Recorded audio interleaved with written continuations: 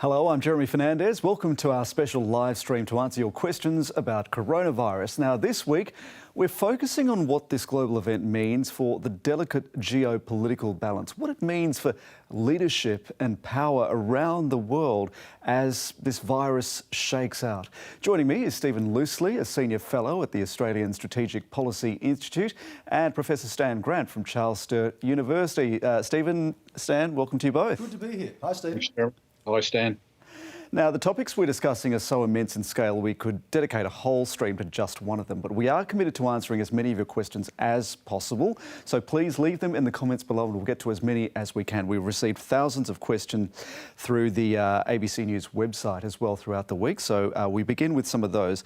Stephen Loosley, how seriously should we take China's displeasure at the way Australia is calling for an international investigation into the origins of this coronavirus? It's been a really huge week in terms of that bilateral relationship, hasn't it? It should be taken seriously, but it ought not to determine our policy, Jeremy. A sovereign country determines its own policy, often in concert with allies and partners and in regional groupings. Now, the fact that Australia has called for an inquiry to determine precisely what happened with the spread and is happening with the spread of the coronavirus is not an outrageous proposition. If we look back to 1920, it would have been absurd if people had suggested there ought not to be a tracing of Spanish flu, and that was a misnomer if ever there was one. So I think the proposition that the Australian government is pursuing, and Senator Wong has made it clear there's support from the opposition. So essentially it's a bipartisan concern, a bipartisan initiative. Let's trace precisely what happened from the outbreak of coronavirus right through to the shattering impact that it's had. For example, this virus nearly killed the British Prime Minister amongst tens of thousands of other people. So just to walk away from it and say, well, we're not going to have an inquiry to determine what's really significant in medical terms, in social and economic terms, so that we can guard against it for the future, that's a nonsense.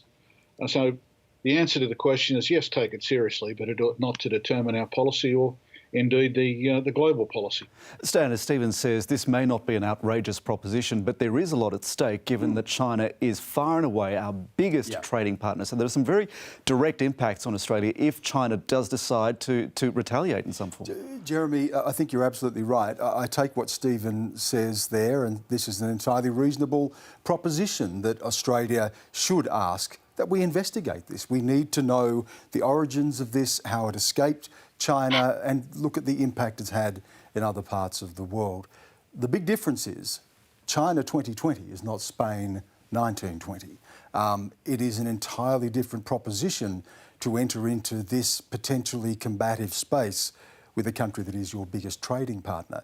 It's not just a question of what Australia does here, but it's how China reacts. We've seen immediately China bristle at this. We've seen the veiled threats about impact on our trade. China, for a long time now, has been seeking to establish its hegemony, its dominance, particularly in the Asia region, and beyond that. China right now is on the verge of becoming something that we haven't seen in our history, and that is an authoritarian regime which becomes a middle-income power. Now, the thinking always was that the richer you become, the more politically liberal you become. That's not the case with China. Xi Jinping is doubling down on authoritarianism, and it's a high-wire act. Can he pull this off? Can they continue to grow their economy? Their economy has taken an enormous hit because of the impact of coronavirus. Going into the coronavirus scare, its economy was already at its weakest point in 30 years. But at the same time, the West is now hit economically. It's weakened us as well. It's a perfect storm. It's an authoritarian challenge at a time when democracy was in retreat around the world, when there was declining freedom around the world, where there was a rise of nationalism and a vulnerability and unpredictability to the geopolitical landscape. All of those things are brought into play by coronavirus. Stephen, for our viewers who sort of may be catching up on the events of the week, just give us the pros and cons to calling for this international inquiry. Well, the pros is related to Australian leadership at an international level. Now, we've had support from the United States on this call for an inquiry. There will be support from other countries over time. If there's a criticism of Australian policy here, we probably should have done a little bit more in terms of organising likely supporters. Let me point to this, though, Jeremy. It is not possible to prepare for a future pandemic of this scale or something worse without actually establishing what happened to bring on the coronavirus crisis. And we ought not to put our heads in the sand and say, well, this is a one-off, it can't happen again. We have seen with SARS, H1N1, MERS and the like, that these types of epidemics can easily translate to pandemics if they're not approached with the kind of robust and resilient posture that we really need. So Australia's got lessons to learn here in everything from our health system to the necessary products we need to have on hand in this country, right through to the technologies that we need. The only way we can make some intelligent, deliberate decisions to safeguard this country and our neighbours, indeed the globe, from a future pandemic is to establish beyond reasonable doubt what happened in Wuhan and elsewhere. Was it a laboratory mistake? Was it something in the wet market there? Were there compounding reasons?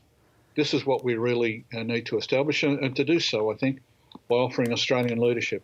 Stan, I'll get your opinion on that. And this question about whether calling for an inquiry into China's credibility throughout this whole process is somewhat undermined by the fact that we're seen to be siding with the US, which is also undergoing its own crisis of credibility with Donald Trump as president right now. We do have to walk a line here between quite rightly asking questions about where this came from, how it escaped China, and why China was so slow to act initially. Now, we know the reasons for that. I spent 10 years reporting in and out of China. The Chinese government has no problem lying. It has no problem lying to its own people. Cover-up is often a default position. We saw the reaction in the initial stages to coronavirus. It was to actually lock up the people who blew the whistle on And do coronavirus. people there, do Chinese citizens, are they buying it right now? First of all, you don't have access to media. When the media is so heavily controlled and manipulated, getting access to information is difficult. It doesn't mean that the Chinese people are blind to what's going on in their own society. They know there is corruption, and they often go out and protest against what they see as government corruption. There's a very strong online presence in China. People do swap information. There is a very big and very strong dissident movement. But under Xi Jinping, he has cracked down on that. He has locked up those who are opposed to him. He's locked up his rivals. He's locked up journalists and lawyers and artists and anyone who may challenge the regime or speak out. So it is very difficult to ascertain the truth. So it is right for Australia to ask those questions, walking the line between acting responsibly, asking reasonable questions of a nation that we have to have a productive relationship with, given where we are in the world and given our trade relationship with China, but at the same time not being seen to be under the sway of some of the more reckless or provocative statements that may come out of President Trump. You know, the China virus, some of the accusations he makes against China. We can walk both sides of that street, and Australia has been very adept at doing this. But it does raise something, Jeremy, that I think has always been a bit of a myth in Australia, and that is that we never have to choose. We were always told you don't have to choose between the United States and China. Well, China may be our biggest trading partner, but we are a liberal democracy. Our values sit with other liberal democracies. We share more with the United States culturally and when it comes to values. That relationship is our critical strategic relationship. And of course, there are times when we are going to have to make that choice. The idea that you can just walk that middle ground and never choose was something that was never going to be the case. Stephen, one expression of that choice, as Stan puts it, is Taiwan knocking on the door of the WHO, wanting to rejoin as an independent state, which it hasn't been allowed to because China disapproves. Does Australia risk expanding this spat with China by backing Taiwan's bid to get back onto the WHO? Yes, unquestionably we do, and we will be punished by the Chinese Communist Party for the position that we've adopted on the coronavirus and its emerging aftermath. There's no question about that. We've seen how Australian exports have been delayed previously and the like, and it's this that's motivating some senior Australian businessmen to obviously tilt towards Beijing. I think it would be unwise to pursue the Taiwanese case. I think there's a good argument for Taiwan being included in the deliberations of the WHO, and the body cries out for reform, given its very poor performance at central level. The WHO, in my experience, on the ground is really first class. That can't always be said for the bureaucrats in the organisation. But we have a one China policy. We've had that since the Whitlam government, 1972-73. Both sides of Australian politics adhere to that. That has to be retained for the reasons that Stan outlined a moment or so ago. I think by all means, let's engage Taiwan on the lessons of the coronavirus. They have a very, very substantial story to tell, but let's not walk away from the one China policy. Stan? Taiwan is a really critical question. It's a much more difficult thing to broach with China than questions of investigating the source of coronavirus. The one thing that is absolutely critical to China is the idea of territorial integrity and sovereignty. Whether it is questions of Taiwan, whether it is questions of Hong Kong, the South China Sea, the areas that they believe are part of its sovereignty, that is a line which China will not allow to be crossed. And it is a really, it is a difficult line to walk because, of course, we do have a one China policy. We also have the ANZUS alliance. The United States does have an alliance with Taiwan and an agreement to defend Taiwan in the event of an attack, and that clearly would have implications for us. If that genie's out of the bottle, things become a lot more complicated. There was a period there where we believed that the status quo could just hold.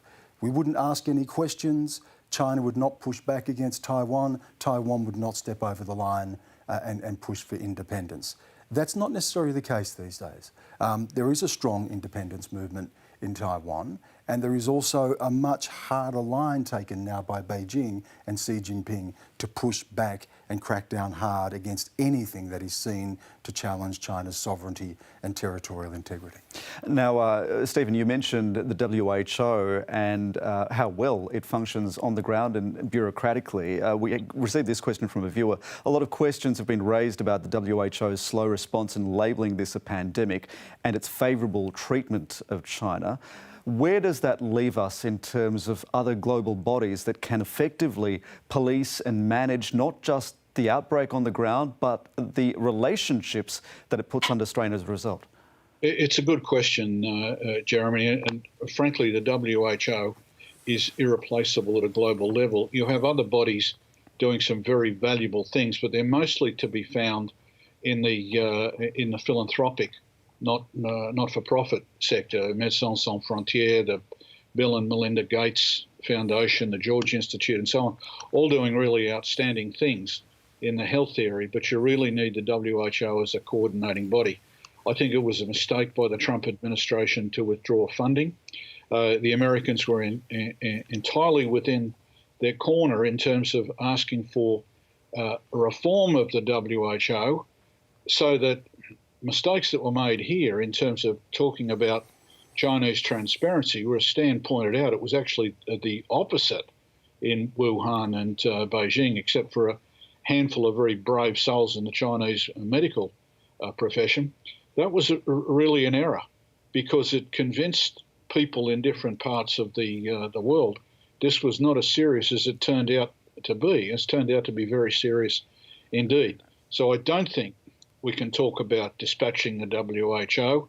I think we can talk about reforming the body to make it more responsive, to make it more open and more determined to get to the facts. And the WHO would actually be an ideal body in a reform sense to conduct the inquiry into coronavirus.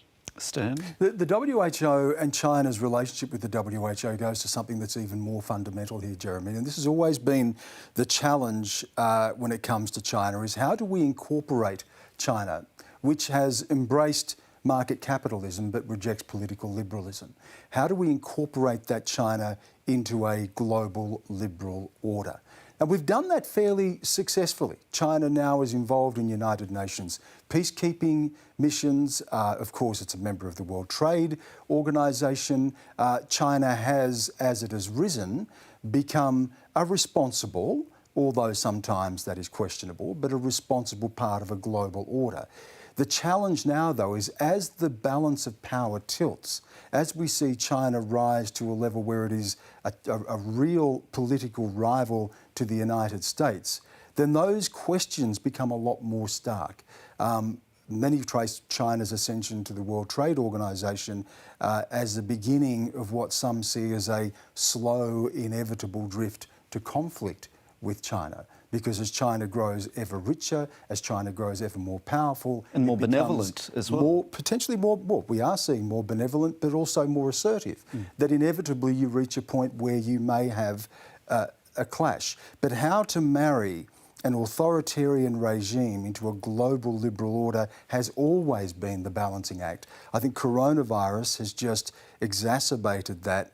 It has brought those questions front and centre, and going forward that is going to be ever more stark. And I think particularly as we move into an era where the global supply chains are disrupted, the idea of globalisation, of citizens of the world, of international travel, as those things become more difficult, inevitably we see a rise of nationalism, then assertion of sovereignty.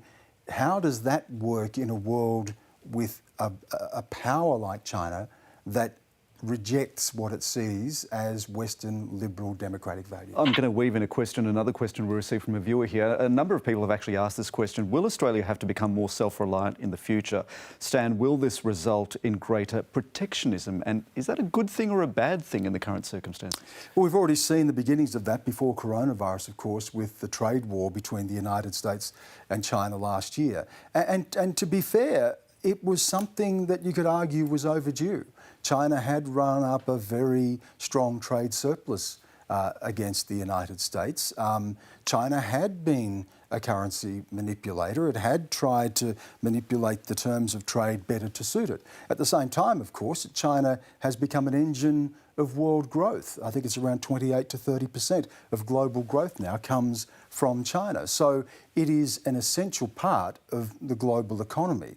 Protectionism raises fears of nationalism, raises concerns about, again, a drift to conflict, because we can see from history that they are sometimes the ingredients of what leads from a trade war through to a full-blown shooting war. But we don't need to get ahead of ourselves either. This is the world that's facing us. The challenge is, how adept are we going to be at being able to manage this world and manage these rivalries? You can't unwind globalisation. We are an interconnected world. Technology has brought us closer. We do trade a lot more with each other. But there are strains and there are political tensions, and they run the risk of being exacerbated in an environment of greater protectionism and potentially a more virulent nationalism. Stephen, does that ultimately, this question of protectionism, nationalism, does it ultimately leave China worse off, or will it continue to seek an advantage in some fashion? Well, all states seek advantage in their dealings in terms of trade and investment. The major problem for Beijing now, as a consequence of coronavirus in the particular, and the deterioration in relations with the Americans over recent years is that in Washington, D.C., there is almost no constituency for China. And I'm not talking about the administration or Mike Pompeo's position. This is true of the Congress, both houses, both sides. It's true of the think tank communities. It's true of the media. And increasingly, it's even true of business. And issues like the theft of American intellectual property, for example, the quite impossible barriers to trade that China erects from time to time, and the human rights abuses with the Uyghurs and so on, have just meant that China has very few friends in Washington, D.C., which increasingly will be reflected in American legislative attitudes and attitudes on US investment. China, for a very long time, had almost a dream run in terms of relations with the US. We now have a situation in which, where China is mentioned, in DC there is almost immediately a skepticism, and not infrequently an hostility, and that does mean China loses in the immediate sense, and can lose over the longer term if relations are not repaired with the United States in the wake of the coronavirus. Yeah, and Jeremy, we always knew that the 21st century would be defined by this rivalry, this rising power, China, and some would say a waning or weakened power, the United States. It was 10, 15 years ago that people started to talk about the post-American world. The global financial crisis, the unending wars of Iraq and Afghanistan have certainly weakened the United States. At the same time, China has continued to rise. That as Stephen points out, that increasing awareness within the United States about the China threat, the latest strategic white paper that came out of the United States didn't see terrorism as its biggest threat, as its biggest security challenge, but China and Russia. So that is clearly going to have implications for us in Australia as well. And just getting back to your earlier point about how Australia responds to this, one of the things we're going to have to look at is our over-reliance on other countries to make things. So manufacturing is, and we're already talking about this, a need to get back to making things and building a manufacturing sector. And also diversifying our supply chains, that clearly countries like India are going to have to become as important as China when it comes to, you know, our economic relationships, because of the geopolitical situation we're going to find ourselves in and the uncertain terrain we're going to be entering.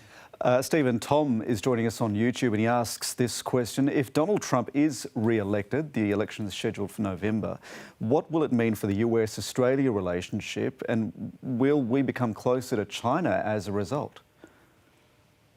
I think the US-Australian relationship at the moment is in fundamentally sound order. There are no issues of particular friction or tension.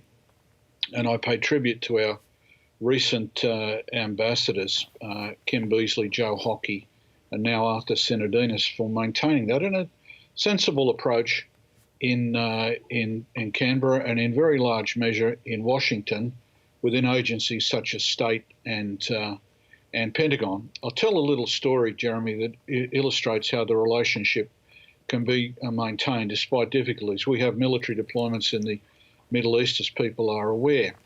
When Donald Trump, on I think the first occasion, announced a unilateral American withdrawal, our embassy in Washington did not bang a drum or jump up and down. Quietly went in and talked to the Pentagon and to the State Department at senior levels and said, look, the president has really blindsided us with this announcement. And the response came back, well, the president blindsided us too. So on that basis, you can try and work some issues through. Now, that, of course, happens not infrequently in DC. In 4 more years, one hopes, if Donald Trump is re-elected, I don't think there's a particular drama if Vice President Biden is elected. He's been a good friend of Australia for a very long time. Another Trump administration, one hopes we can maintain it. I'm not sure, Jeremy, that's the case with all the allies, given the number of rows that Donald Trump has had with the European allies, and you can tick them off: Germany, Denmark, France, Britain, etc., etc., the Canadians, and so on, the South Koreans, and the like. I'm not sure that America's alliances are going to be in the kind of shape that we'd like to see them in 4 years' time. Stan, where does that leave us if America's other allies are not really on the same footing as we are? Well, I think we also need to look at this and see that China has a say in the future of this world as well. You know, this is, as I said before, people have started talking well before this about the potential of a post-American world. It's ludicrous to think that the United States is not going to continue to be a significant power in the world. It is the biggest economy in the world. It is by a long way the most powerful military in the world. A strong United States has been good for China. It has been the strong United States and US presence post-World War II, which laid the foundation for China's growth. After the Nixon and Mao summit, when they restored that relationship and China started to re-enter the world, China started to grow. It started to re-emerge as a global power. The United States and the peace that the United States brought broadly to the region was good for China. A strong United States is good for us. But China's going to have a say in what the future of the world looks like. If it continues its trajectory, it will become the biggest economy in the world. We've seen with its Belt and Road Initiative how it is connecting from China right through Central Asia, into Europe, into the Middle East. It has a strong relationship with Russia. It has a strong relationship with Iran. It's building strong ties throughout the Pacific. China is going to have a say in how the world looks. And a strong United States, a confident United States, is going to be better for us. All of these things are in play, but as Stephen pointed out, and I think this is really critical, the relationship that we have with the United States is not judged by a relationship or our views of one particular president or how the Prime Minister and the President happen to get along or not. It is much deeper and much stronger than that, and a strong US has been good for Australia. Stephen, I'm going to bring it back to the immediate term and questions of coronavirus. We received a couple of questions about how we ensure access to a vaccine. Another questioner asks, can a COVID vaccine be patented by one company or one country alone? And where does that leave us in terms of trying to get access in a fair and equitable way globally? It's a very good question. I'm confident that Australian researchers are going to arrive at a vaccine in this country in cooperation with people in other parts of the world. I think that's point number one. I don't think we're going to arrive at a single vaccine that's going to solve the problem. Given the numbers of experts working in different parts of the world, at Oxford, for example, as well as at the CDC in the United States, I think we're going to see a variety of solutions emerge.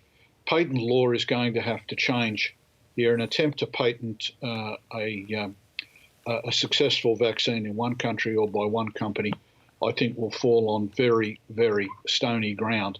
So I think there's going to be a sharing here, as there was with the H1N1 flu, where the United States had appropriate medical responses which they shared with Mexico, when Mexico was suffering from that particular disease before it arrived in strength in the United States. I think we will see a good deal of sharing of the medicine, of the technologies. But I come back to the simple fact, I think Australians will lead, and this will be one of those countries which produce the vaccines that arrest the coronavirus, and the sharing arrangements flow from that.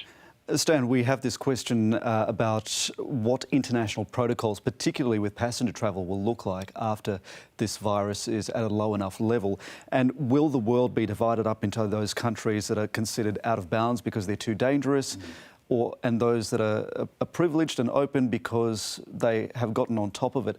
And we know from travel warnings that are issued now how much that precipitates a diplomatic tension, because Well, we've seen it with countries like Russia, for instance, right. the downing of the Malaysian Airlines plane over Ukraine. Terrorism, of course, leads to restrictions on where we can travel and warnings about travel. It's something we've become in the post-2001 world, after the attacks of 9/11, that we've become much more used to in reading where those dangers are and where it is more safe or not to travel. It's going to be just another thing that we have to live with in this post-coronavirus world. We're not going to rush back to flying around the world and taking our holidays wherever we may like. Domestic travel is clearly going to be important. Domestic tourism, there's going to be great potential for that here in Australia as well. But whether you're talking about travel or whether you're even talking about a vaccine, how we navigate this post-coronavirus world is going to be absolutely critical. Going back to the point of a vaccine, we'd like to think we'd get one. We still don't have one for many coronaviruses, not for the common cold, not for SARS. If we do get a vaccine, it's not going to mean that we eradicate the virus. Like our flu right now, you may have a shot and it may lessen the impact of the virus if you got it. There may be a 30 or 40% chance of not contracting it. You may contract it 1 year and the virus may stop you contracting it in the next season. But it's not going to go away. It's something we're going to have to live with, and that's going to have an impact not just on our travel, our global supply chains, our international relationships, our geopolitics, our trade. All of those things are going to have to be navigated in a world that looks very different when we emerge from this crisis. Stephen, in the past week, we've seen the release of this COVID-19 app in Australia, which the government is urging everyone to download and to use so that the disease can be tracked.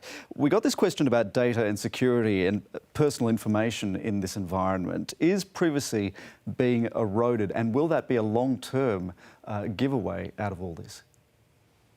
I would hope not. What's been singularly lacking in a lot of the debate, the global debate over the coronavirus, Jeremy, has been trust. Part of that's down to the WHO making misstatements early on, and obviously the lack of transparency from China.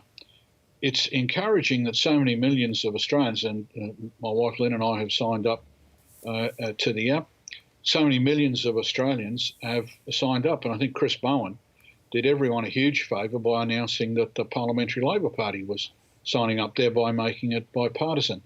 And if this contributes to tracking the virus more successfully, more effectively, bringing the rates of infection and hopefully the fatality rates down, it will be a means by which a greater degree of trust is restored in government. Part of the problem in the United States, of course, is they don't have an equivalent of the National Cabinet, which is both federal and state and is bipartisan. The President has argued with the different governors. The President makes statements that can't be justified medically or scientifically, so therefore trust is eroded further. I would hope in the Australian context this app will help to lift the levels of trust in government. That can only be achieved if the government plays a particularly straight bat. So far, I think they have. Stan, your view? I mean, how much of that distrust is legitimate, particularly when the government is managing your data? Well, distrust has really been at the heart of what we've seen as this populist wave around the world, a rejection of the elites, as they're called, a rejection of experts. We've seen this around the climate change debate, those who just simply refuse to listen to what science says because they don't believe in them. In Australia, we've seen royal commissions into our churches, we've seen royal commissions into our banks, royal commissions into our aged care facilities. There's been an erosion of trust in our institutions, an erosion of trust in politics overall, and that's contributed to the blowback we've seen politically around the world. But there is something else here, and of course, in a crisis like this, we all have to accept that we surrender aspects of our liberty. We are called upon to do that for the national good. But let's flip that and look at it through Chinese eyes. And I can tell you from having lived there and reported there, there are those who believe we are weak. There are those who believe that liberal democracy fundamentally is weak. We lectured them about their banks, and our banks collapsed in 2007, 2008. They've seen the West get dragged, the United States and allies dragged into wars in Iraq and Afghanistan that don't end, that cost us enormously in blood and treasure. They look now and they say, we are an authoritarian regime. We make no apologies for that. We responded to this crisis in an authoritarian way. We locked down. We stopped people's movements. We monitored people's movements. We have an ongoing monitoring of people and grading them on just how obedient and compliant they are. And then they look at the West and they say, where's your freedom now? Your freedom has abandoned you. Your belief and trust in your freedom has abandoned you when you are confronted with this crisis. That balance between how much liberty and freedom we give up, how quickly we return to that, and how strongly we defend those values against a Chinese authoritarianism is going to be one of the defining questions of our age as China continues to grow and exert its influence. Stephen, another question received. Terrorism was a top-tier concern globally before coronavirus. Does the current environment leave us vulnerable to an attack? It's certainly possible that with the focus on coronavirus, a terrorist incident becomes possible, whether here or abroad. And the ugly nature of terrorism has not disappeared. However, in terms of the amount of travel that's now occurring, it's increasingly restricted within countries, between countries, and the like, and the police presence in terms of enforcing basic lockdown laws, things of this nature, I think it's more difficult for terrorists. So you can't write off the possibility of terrorists exploiting this situation, but I don't know that it makes it any easier for them. To be candid, I think the pandemic has really put a lot of things in perspective, including the question we were just discussing. It's worth bearing in mind, Jeremy, we don't have to reinvent the wheel here. We did a lot of things in 1919, 1920 when 15,000 Australians died from Spanish flu, which really act as a guide. Winston Churchill was fond of saying, the future is unknowable, but the past does offer hope. And the success of Australian authorities, federal and the infinite Australian federal government at the time, and the states in terms of quarantining and the like, and the Rocks in Sydney, for example, was locked down completely and utterly from the rest of the city. We did things with our health services in terms of restrictions and quarantine that meant we came through Spanish flu relatively unscathed compared with a lot of the world. So I think the measures that we've adopted early on demonstrate that the focus is right. Terrorism is not to be discounted or disregarded, but I think it's a lesser threat in this environment than it was, say, 5 to 10 years ago. Terrorism is something that morphs, it changes shape. It's like wrestling with a column of smoke. ISIS was a game changer when it came to terrorism because in the past, groups would leave to move to places like Afghanistan or Pakistan and others to carry out attacks there or plot their attacks from there. ISIS attracted people from the West. They recruited from the West. They recruited those who were dissatisfied, believed that they were estranged from their own societies, disenfranchised. They went there to become radicalised, and many have returned, particularly in parts of Europe. So we know that terrorism lurks within, and that's always going to be a challenge. But as we pointed out earlier, the United States made very clear that their greatest geopolitical threat, their greatest strategic threat, security threat, remains China. China was always going to be the defining question of the 21st century.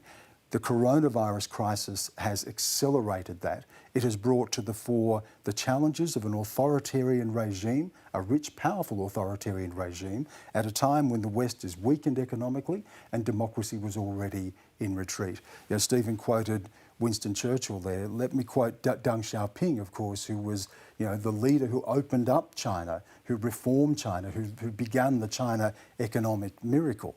In 1989, when the world was going through enormous change, Tiananmen Square, the wall was coming down, he said, as long as history proves the Chinese socialist model was right, that will be enough. All right. Gentlemen, we have to leave it there. Thank you both very much for joining us. Stephen Loosley, Stan Grant, it's been terrific having you. Thank you. Good to see you, Stephen. Yeah, and you, Stan. Absolute pleasure, Jeremy. Thank you. Now, we're back with this live stream again next week, so do keep sending your questions in to us. We've been receiving literally tens of thousands of them every single week, and we'll try to get to as many of them as we can on our various outlets on TV, radio and digital.